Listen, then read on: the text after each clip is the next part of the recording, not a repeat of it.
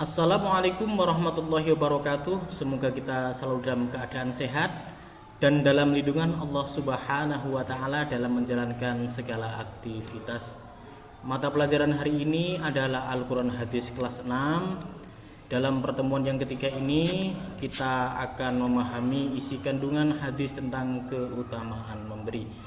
Baik, mari kita membaca lafaz hadis tentang keutamaan memberi. Bismillahirrahmanirrahim.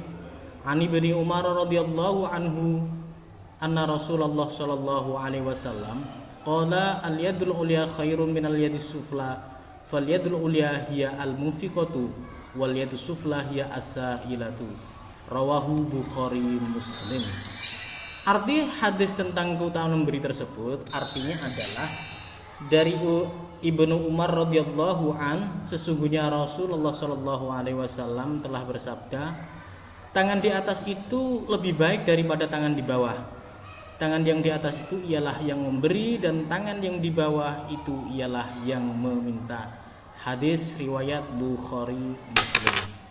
Baiklah, kita akan bersama-sama memahami isi kandungan dengan cara melihat gambar. Kita bersama-sama mendefinisikan gambar di bawah ini.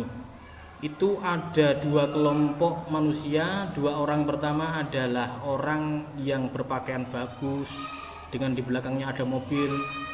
Ada lagi dua sosok orang yang di bawahnya itu berpakaian lusuh, kendaraannya sepeda butut.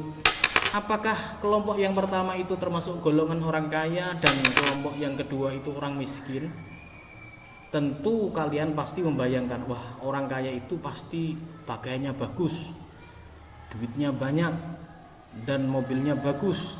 Sedangkan orang miskin biasanya pakaiannya lusuh, di situ kendaraannya juga kadang sepeda ontel seperti itu. Itu definisi kalian. Apa kaitannya dengan kandungan ini, kandungan hadis ini? Lah, untuk itu kita jawab ini dulu. Apakah menjadi orang dermawan dan bersedekah itu harus menunggu kaya? Kita mau bersedekah, kita memberi sesuatu kepada orang lain, apakah itu harus menunggu kaya? Tidak. Anjuran Rasulullah, sedekah di kala sempit itu juga dianjurkan. Bersedekahlah pada saat kamu masih sehat, saat kamu takut menjadi fakir, dan saat kamu berangan-angan menjadi kaya. Baru berangan-angan menjadi kaya saja kita sudah dianjurkan untuk bersedekah. Jadi walaupun dalam keadaan sempit kita tetap dianjurkan untuk sedekah. Seperti itu. Terus, apakah orang miskin itu berarti orang yang meminta-minta? Kalau melihat definisi sebelumnya, orang miskin saja di situ masih dianjurkan untuk bersedekah. Bukan berarti orang miskin itu adalah orang yang minta-minta. Salah, karena orang miskin itu juga mampu bersedekah. Ngapain minta-minta? Orang yang minta-minta itu golongannya adalah mereka yang lemah, tidak mampu berbuat apa-apa kecuali meminta-minta. Dan bagaimana ajaran agama menerangkan tentang minta-minta? Agama sebenarnya tidak menginginkan kaumnya itu untuk minta-minta. Stop hobi minta-minta. Entah itu minta oleh-oleh atau apapun, stop. Jangan meminta-minta, karena Rasulullah bersabda, seseorang yang senantiasa meminta-minta kepada orang lain di hari kiamat, ia akan menghadap Allah dalam keadaan tidak ada sekerat daging sama sekali di wajahnya.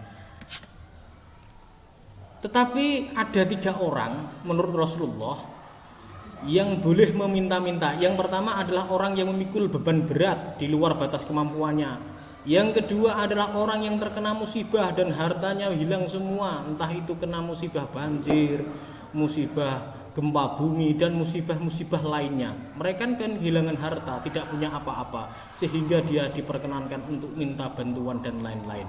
Dan yang ketiga adalah orang-orang yang sangat miskin, sama sekali tidak punya apa-apa. Untuk mencukupi kebutuhan sehari-hari seperti makan saja dia tidak mampu. Pekerjaannya tidak bisa mencukupi keluarganya karena dia terlalu miskin. Setelah kita melihat beberapa gambar definisi di atas, mari kita menguraikan isi kandungan hadis. Ya, masih bersama gambar-gambar yang telah saya sediakan, kita memahami kandungan hadis secara seksama.